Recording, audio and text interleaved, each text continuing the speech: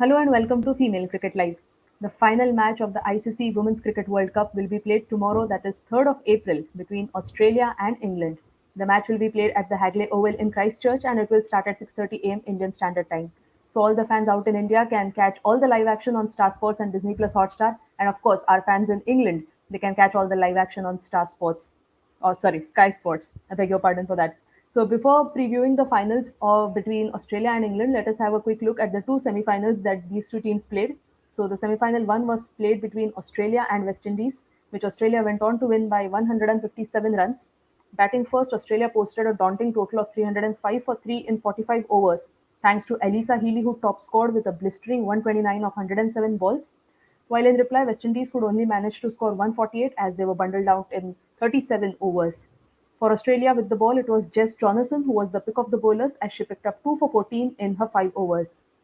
So Australia won that semi-final by 157 runs. Then moving on, we had the second semi-final. It was played between South Africa and England, which England went on to win by 137 runs. So batting first, England posted a competitive score of 293 for 8 in 50 overs, thanks to Danny Wyatt, who top scored with 129 runs of 125 balls and was the top scorer for England in that match. In reply, South Africa could only manage to score 156 as they were bowled out in 38 overs to lose the match by 137 runs. For England with the ball, it was their left-arm spinner Sophie Ecclestone who was the pick of the bowlers as she wreaked havoc with the ball, picking up 6 for 36, registering her best bowling figures in ODI career, as well as recording the best bowling figures for England in the history of Women's Cricket World Cup. So after that match, we could see that England beat South Africa in the semi-final to qualify for the finals. Now we have the two finalists with us, this Australia and England. These two teams will play a World Cup final for the first time since 1988. So that is definitely going to be a big moment for both the teams. And now to preview the match between Australia and England, I have with me Dhanush Lavanya and Urvi Shah. So Dhanush Lavanya is a content writer at Female Cricket, and Urvi Shah is a mental health facilitator and an avid cricket writer. So I welcome all of you to Female Cricket Live. Thank you. Thank you. All right. So Dhanush, Australia has been on a phenomenal run. 8 matches, 8 wins. Now they are just one win away from clinching their seventh World Cup title. So what are your thoughts on Australia's performance in this World Cup so far? One word to say: dominance. That is how they have played in this World Cup so far. They are in a whole different league. They aren't a side that have to play against the other 7 teams in the squad. They have to be playing against the men's squad in a way. That is how their standards have reached now.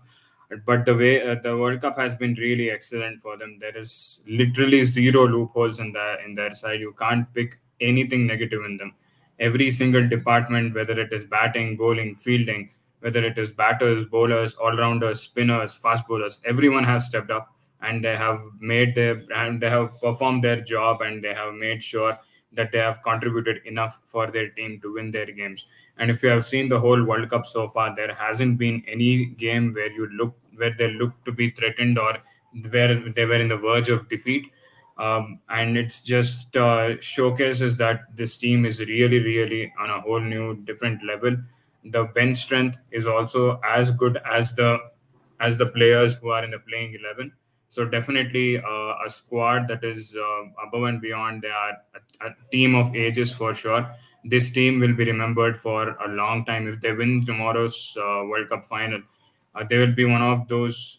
I don't think so. There is any cricket team in world cricket, men or women, who have won a World Cup without losing a single game in the tournament. So I feel this is going to be a historic moment for cricket in general.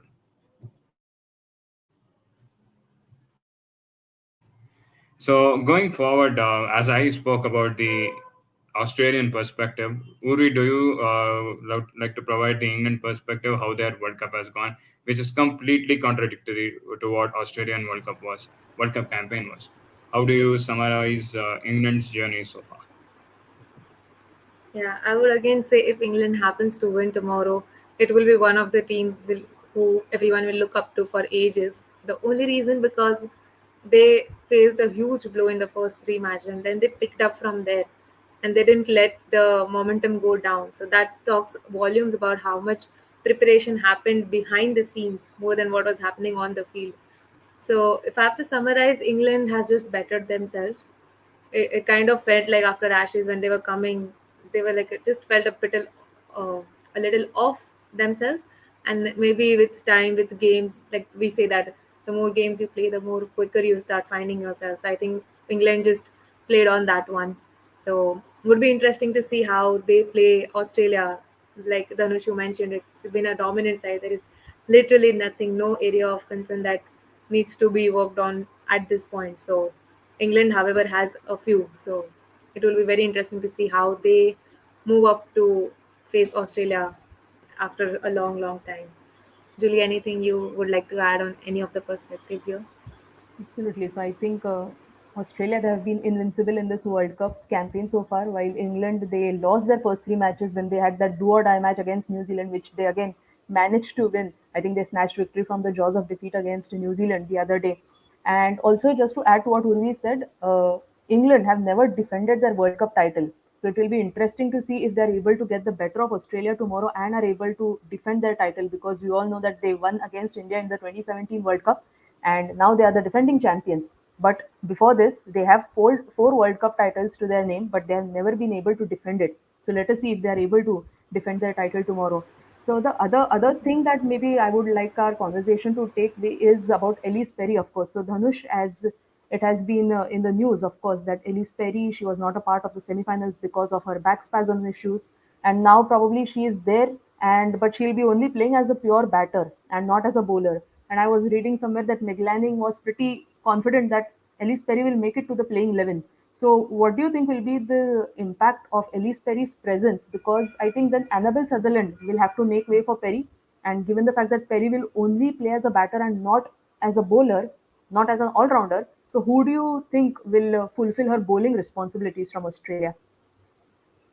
I feel that there is, if there is going to be a huge amount of confidence the moment Elise Perry comes into this side, because she has been the veteran in their team, maybe the most experienced player in that squad. If you see the based on the longevity her career has been, and the way she has performed over the years, the reputation she has grown. Maybe she is the greatest all rounder in this game in women's cricket of this generation, and definitely that is going to be impacting for sure, because if she comes in and plays just as a out and out batter, the team will get a lot of confidence, but her other role, which is of a bowler, certainly will be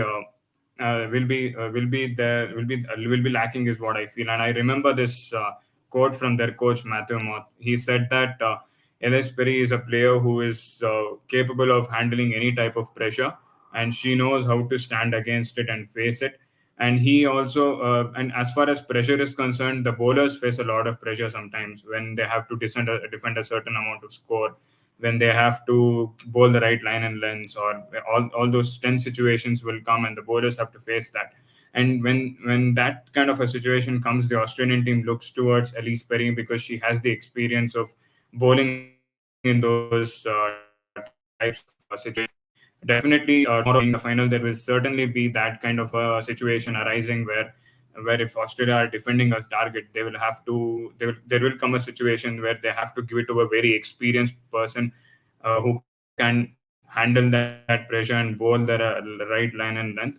And at that time, Elise Perry will be required. Unfortunately, with her issues of injury and all these stuff, certainly that will impact. But I feel on a larger perspective of, if you see the current scenario of Australia, their bowling unit is just is just performing in their full cylinders. Everyone are doing their jobs perfectly. The spinners are doing well, the pacers are doing well.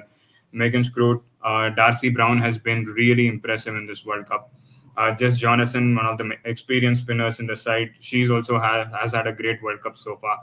And on a whole, this bowling unit won't have much of an issue, but because they have the other options in form of Thalia McGrath, who can come in and bowl a couple of bowl that be that sixth bowling option. So certainly, with the form this Australian team is, that won't affect much. But definitely, the confidence will be there with Elise Perry being a part of the playing 11. As far as moving on towards the England side now, with the way Tammy Beaumont has played in this World Cup, or if I broaden that thing and I ask about how the openers have been in this World Cup for England, they haven't been able to give good starts for them. To all the 8 matches which we have seen, the openers either Beaumont or Danny White have fallen early. Especially Tammy Beaumont over the last few matches, she hasn't been able to score runs. So Urvi, I want to know your thoughts on how important that opening partnership will be for England, especially in the final, because we saw how Australia's openers are Elisa Healy and Rachel Haynes had an amazing 216-run partnership against West Indies in the semi-finals, and that played a huge impact on their win in the later scheme of things. So, how important are these two players, Danny White and Tammy Beaumont, tomorrow in as an opening pair in tomorrow's finals? I think they are very, very important. Like we know the potential of Tammy and Denny both individually and when they play together, right? So I think one of the things that hasn't really clicked with England is the consistency. Like their batting has, especially the opening, has not been consistent. It's either one person playing a good innings or the other one. The both of them are not really out there playing their natural game. So that actually puts a lot of pressure on the batters coming in next, because they have to fill up for the openers as well as for their roles. So there's like they have to do a dual task after coming down and put the score on the board. So if this partnership works well, now that Danny has played a 129 run inning in the last game, really hope that she continues in the same momentum. Whereas Tammy, on the other hand, can just find her groove and get going, because it's going to be a great one. Being in Christchurch, they have played on this pitch before, in this stadium before, so it's not something new. Whereas compared to Australia, it's a new location for them, but not for these girls. So if they happen to click, a lot of pressure will be taken off of the middle order, who then, after like 20 overs in the game, 20-25 overs in the game, can actually come in and play their natural game. And the lower order can actually come in the last 10 overs if they happen to come and go all guns blazing. Otherwise, they have to like come up the order and then they have to settle, then they have to fire. So instead of that, if everyone just goes by their role, then we will see a very different England side coming out all together tomorrow. So hopefully, a lot relies on their opening order, and if that clicks for them, then we are seeing a very exciting game tomorrow. Uh, Julie, I would like to ask you, like you mentioned that England will happen to create a history tomorrow, right? If they win two titles back to back, I think will happen for the first time, considering men's and women's cricket both in the World Cup. So, how much of a pressure that would add, considering they are playing for the first time against Australia after such a long break in a final? Then they have to have a must-win game. They are also the defending champions. So, your I thoughts? think, yeah, of course, being the final, I think there will be pressure on both the teams. But again, if we have to look from England perspective, I feel that they'll be little more confident playing against Australia, as you rightly mentioned that they have already played two matches in Christchurch, whereas Australia have mostly played their matches in Wellington. So Australia will be playing their first match of this World Cup in Christchurch. So probably the Australian team could take a bit of time to adjust to those conditions in Christchurch. So that could maybe work to England's advantage. And also, if we see probably the women's ashes, though England they were beaten by Australia convincingly by 0-3 margin. Of course, there were many takeaways from the England side, because I think Heather Knight, after one of the matches, she mentioned that probably it was only the mental fatigue that got to the England team and that they were not playing to their best potential. So we all know that England can definitely put up a strong fight against Australia, though the head-to-head statistics may be more in Australia's favor. But we know that England can put up a strong show. Also, in the first match that these two teams played in this World Cup, Australia, I think they scored 310, and England almost managed to chase down the target as they scored 298 thanks to a brilliant century by Nat Siver. So I think they have the batting capacity. They can put in good runs in front of a strong Australian attack. And again, I feel that probably Elise Perry not playing as a bowler tomorrow can probably help in England's favour. And maybe somebody like a Talia McGrath or Ashley Gardner will have to bowl either a full coat of 10 overs or probably share those 10 overs. It can be 5-5-6-4 in any combination. So probably England batters would also look to target these bowlers. So probably there could be little less pressure on England going into the final tomorrow. So now, as we are talking about, of course, Wellington, Christchurch. So Dhanush, the final is going to be played at Christchurch. As we all know that Australia have not played a single match in Christchurch. So do you think that will have an impact on the Australian team, or do you think the Australian team will not look at the venue and they'll be simply in their own form and groove taking on England in the finals? Yeah, definitely we can pose this question out there because they played 4 of their 8 matches in this World Cup at Wellington in Basin Reserve. So it was kind of a fortress for them throughout the tournament, and they utilized that fortress and made the best use of it for sure. But as far as asking me whether they will feel it tough to get adjusted to Christchurch, I don't think so because they are like the best side in the tournament so far, winning every single game, and they are capable of adapting to any conditions. And I guess they would have seen the 3-4 matches that has happened out here in Christchurch, and all of those matches have been high scoring. 260 has been the minimum runs that have been scored, and they will be having that idea that this batting wicket, especially in Christchurch for the World Cup final, is tailor made for a World Cup final. A big scoring World Cup final is what I feel, because in World Cup finals, fans and experts expect the match to be high scoring. They expect the match to be competitive. That is what tomorrow's game will be. According to me, it will be a score. It will be somewhere around 260 to 300, or 300 above. 260 is a minimum score that in either of these teams batting first must post on that wicket, because that is so good to bat on.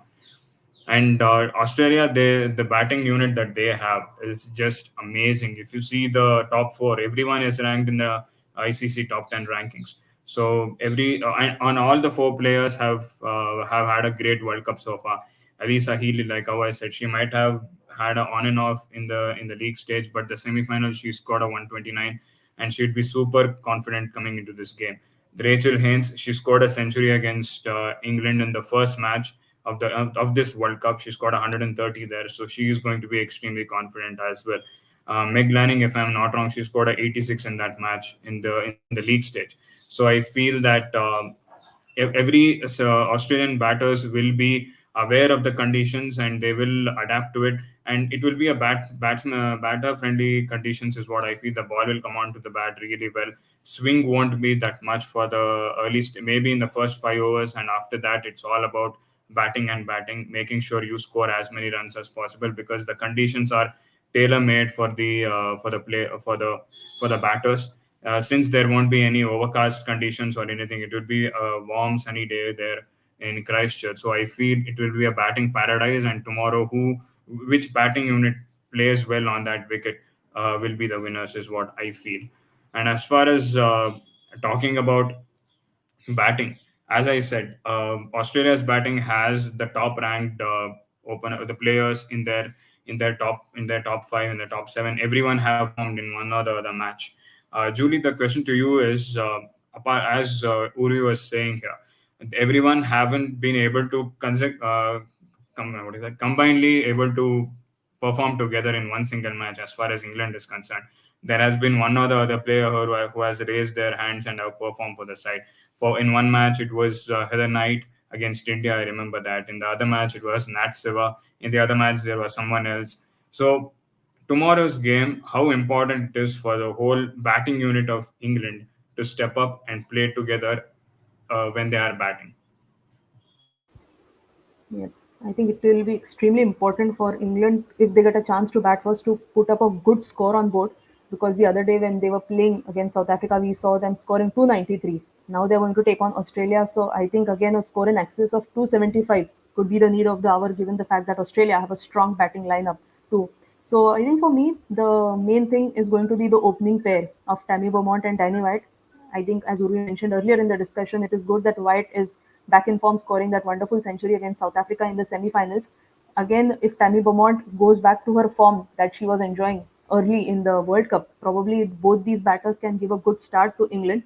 And if these two openers are able to set the foundation for the middle order to come, then we all know what Nat Siver and Amy Jones and of course Sophia Dunkley can do lower down the order.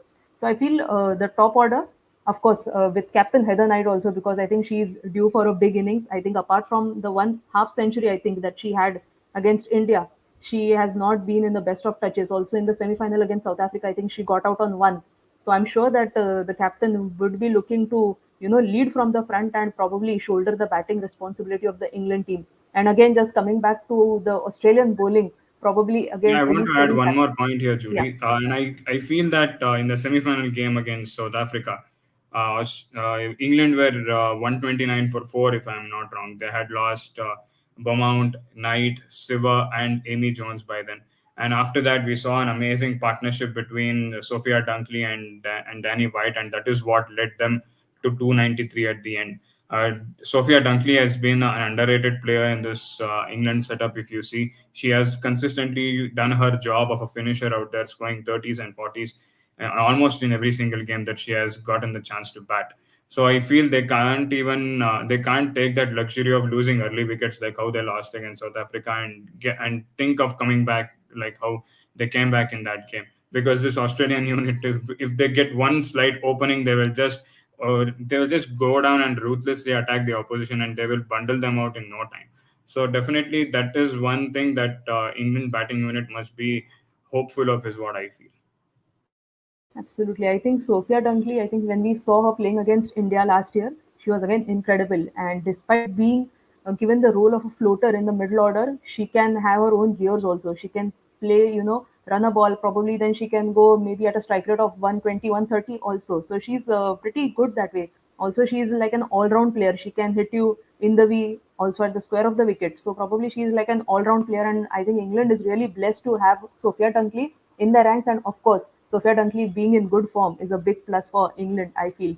So, Urvi, moving on to you now. I think it is going to be a day-night match, of course. And probably, I think I read Meg Lanning in one of her news articles saying that probably towards the latter half of the day, the ball could skid and there could be some dew also. So, do you think the toss will have some impact tomorrow, given the fact that it is a day-night match? I feel toss anyways does have like 20% impact on the game, because that's where you make the decision whether you are going to fall in the pit or you're going to cross the line. So that is one thing. And being a day night game, I feel the team bowling second is going to have a bit of benefit here. Maybe they can pull the game back if it's gone to the other end somewhere, because the pitch might just favor them. But at the end, it all boils down to how you start the game, right? Like if you lose early wickets, you're not putting up a great score. And if the other team is having a exceptionally good day, then it might not even go till the end of the game time, right? So it's all about how you start. If you start steady, maybe you are looking up for a good game. And probably, yeah, it's toss will play an impact, but I feel it will just play the role of making a decision, and then you just go out there and play your best game. That's what's going to get you the World Cup. So a bit of effect, but not that much. But I would just like to add something to the previous discussion that we were having about the England batting lineup. And I feel no matter how much Australia plans, uh, if England manages to just give uh, some amount of responsibility and accountability to yourself, like if the batters say like, okay, I'm going to see your 15 overs no matter who bowls, then maybe their approach will change a little there. Like maybe if 15 overs, 10 overs, if they just keep a target from themselves, they might not lose a wicket. Because of that, they might just go slow. They might just go for a dot ball instead of going big. Because right now they feel that, okay, someone is there after me who can pull up the game. Probably we saw that happening in the last semi final, that if you see only Danny has 129 score, Sophia has 60 score. Rest everyone was going in single digits and double digits, not even reaching 20 completely. So I think role जो if we talk about specification is what can help, and that can actually put Australia on a back foot, because they will prepare to find the weak spots, and England can actually prepare to just go out there and play their best game. Which Dhanush, I would like to know from you that Christchurch has been a very different kind of a wicket, right? Like it starts off with pace friendly, and then it also benefits the spinners a lot. We saw uh, Sophie Eccleston get 6 wickets in the last game there, right, from England. So do you feel we have some matchup coming up with Sophie Eccleston and the top order of Australia tomorrow? Yeah, definitely. I want to see how Eccleston and McLennan face against each other, because that's going to be a money money face off in tomorrow's match, because that is going to be playing a big role. Now, currently, Sophie Eccleston has been the talk of the town in a way as far as the Women's World Cup is concerned, because of her outstanding bowling so far, or especially in the last 4 5 games that England have won. I guess she has taken a minimum of 3 wickets in all those games, and she will be coming into this match with a lot of baggage behind her, a lot of responsibility behind her, and also a kind of seeking for a revenge in a way, because she was smashed for 77 and she couldn't take a single wicket in that league stage match that they had in the a month ago. So definitely this is going to be a really an amazing opportunity for Sophie Eccleston to cement herself as one of the best players of the current generation. If she is able to take those early wickets and board out and take out the wickets of Alisa Healy, Meg Lanning, Rachel Haynes. Any two of these three is going to be enough, is what I feel. And they have the experience in their bowling unit. I feel that Anya Shrubsole and Catherine Brunt are going to be playing key roles, and we know how these two women will play when it comes to big games. Anya Shrubsole took 6 wickets against India in the last World Cup final. So definitely, this responsibility will be high on these two women when it comes to bowling, especially if they are defending the target, the England bowlers. It will be really, really amazing to see how the approach of Eccleston goes off. If she is able to take the wickets in the fashion that she took against South Africa, then it is going to be a very easy win in a way for England. But Australia is a completely different side than South Africa, so I feel that it will be key how Australian batters also play against Eccleston. Will they see her off scoring just like 30 odd runs and not giving a single wicket to her? Or will they go for the attack and try to utilize and try to make as many runs as possible? I'll be looking forward to that. And as far as we are talking about bowling, I feel this is a question I wanted to ask to Julie, because throughout the World Cup, when it comes to Australia's bowling, you have been pointing out a number of times in our discussions that they are one of the only teams who have a set plan towards every single batter of the opposition, and they have been able to cramp them up in the way that they expect to dismiss the batter of the opposition. Like how you said, Smriti Mandana is the best example that you gave. They were bowling outside off stump deliveries to her. She went for a cover drive and she gave us catch to the slips. So tomorrow's game, how prepared will these Australian fast bowlers will be, especially someone like a Darcy Brown, who will be itching out there to play her first ever World Cup final, and the amount of confidence that she has gotten through the league stages of the World Cup. How the Australian bowlers in general will be looking forward in tomorrow's game as far as cramping up the England batting order. Absolutely. So I think Australian bowlers again will have a set game plan against the England batters. And I think to Australia's favor or fortune, if we can say that, England have all right-handed batters in their lineup. There is not a single left-handed batter, so which can of course work in favor of Australia, because throughout this World Cup we have seen that what a left-hand right-hand combination can do. In case of India, we had Smriti Mandhana and Harmanpreet Kaur scoring that 184-run partnership. For Australia, you had Meg Lanning and Rachel Haynes also scoring one big partnership. Then Elisa Healy and Rachel Haynes scoring another partnership. So we all know the importance of left hand right hand combination in this World Cup, and it has been incredible. But unfortunately for England, I think there is not a single left-handed batter in their ranks, in the top order, middle order, of course. So I think the Australian bowlers will find it relatively easier to have their game plans. Of course, their field settings also against the England batters. And of course, given the fact that Australia have two spinners in Jess Jonathan and Alana King, both of them will take the ball away from the right-hander. So that will again work in favor of Australia. So I think apart from these, probably there will be other specific game plans. For example, Danny White, as we saw, she was hitting most of her runs square of the wicket. She likes that third man area as well.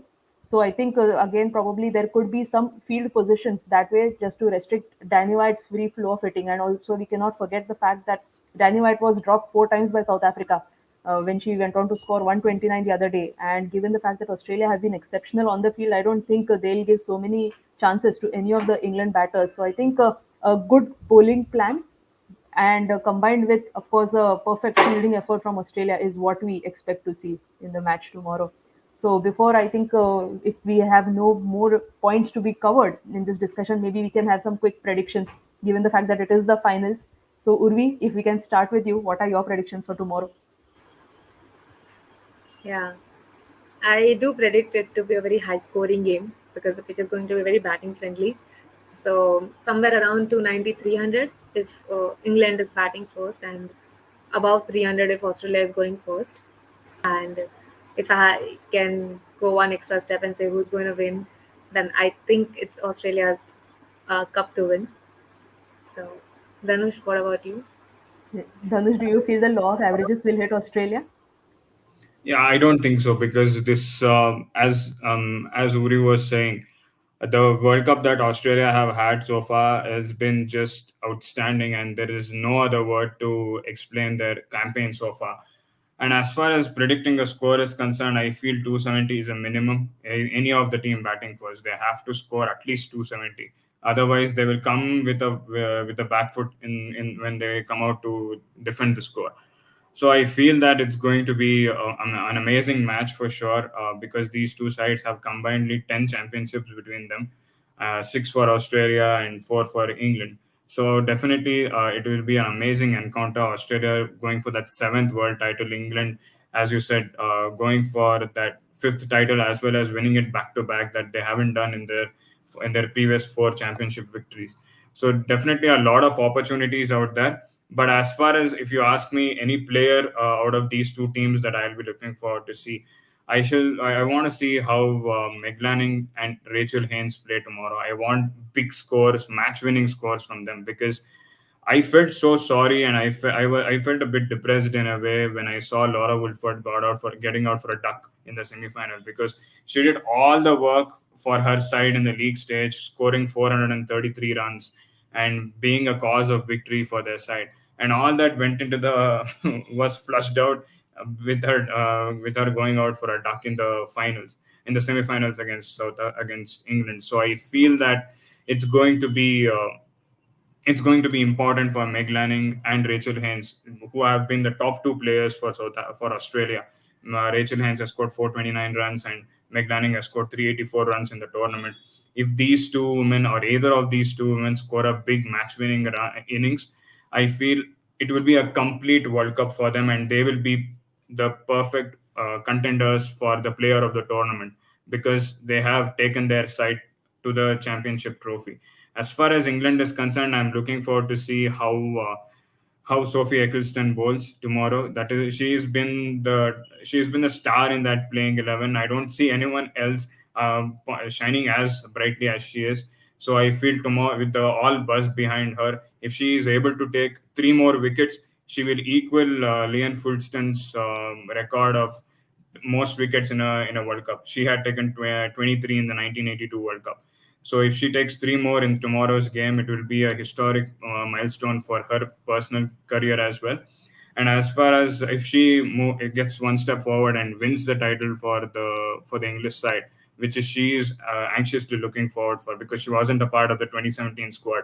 So I feel that it's going to be a cherry in the a cherry on the top for England and for her career as a player. She is going to be regarded as one of the best, even though she is just 22 years old. So definitely Meg Lanning, Rachel Haynes, and Sophie Eccleston are the three players I'm looking forward to. If you ask me who wants to win the match, when the tournament started, I wanted Team India to win because it's our country, right? And and after their elimination, my second favorite team was South Africa, and I wanted them to win. And they also unfortunately weren't able to qualify to the finals. And now, if you see these two teams, I always feel that when your favorites get out of contention, the perfect team that has played in this World Cup, they in the tournament deserves to be the champions. And in this case, I feel it is Australia, and Australia have to win it. And Judy, This from is your predictions, we both gave our predictions. What about yeah. yours? Probably even I will third with you because I think Urvi also mentioned about Australia.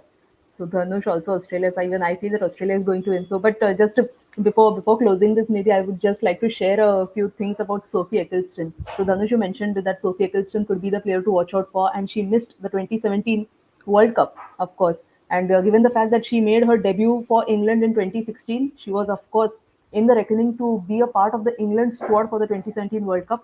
But because she had her high school exams and her parents did not want her to leave her academics in between, she was asked not to play the World Cup. And imagine, if she would have been a part, she would have been a part of the winning team. So I'm sure that Sophie Eccleston would have that in mind, and of course, the entire England team will have that in mind to, of course, defend the title. And of course, Eccleston, she would want to win that for England. And of course, again, talking about Australia's captain Meg Lanning, she'll be playing her 100th ODI tomorrow.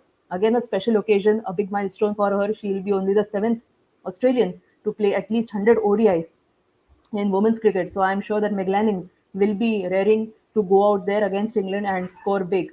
And yes, so before we close, I think Australia, I think it is going to be to win the match against England and probably clinch their seventh World Cup title. But let us hope that we don't have a lopsided affair, just like we had the two semi-finals. We want a competitive ending to this entertaining World Cup that we had so far.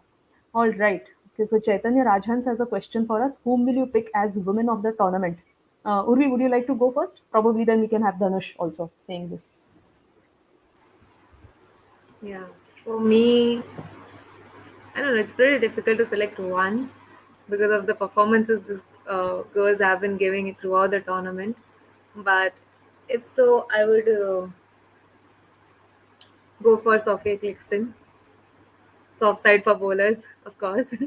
So I feel she has been someone who has been giving her best consistently.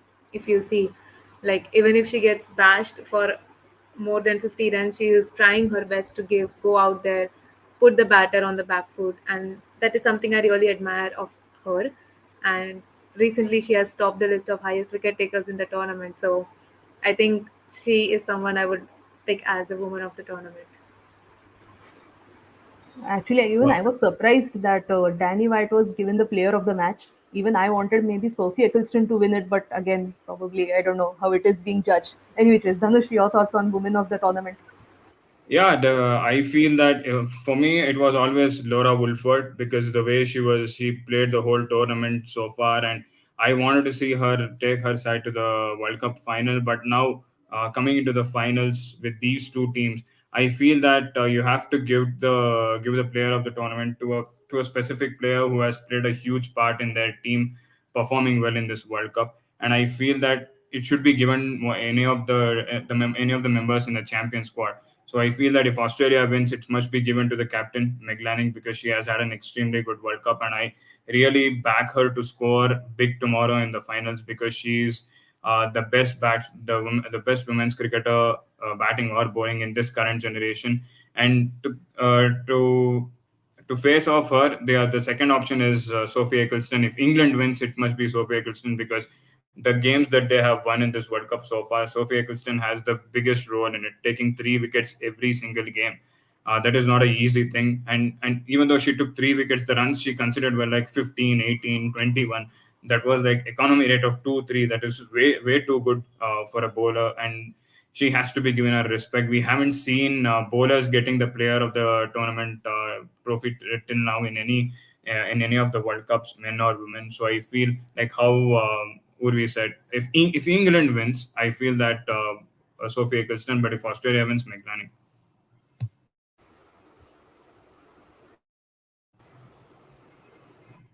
I feel there is a connective issue with Julie. I guess you're back.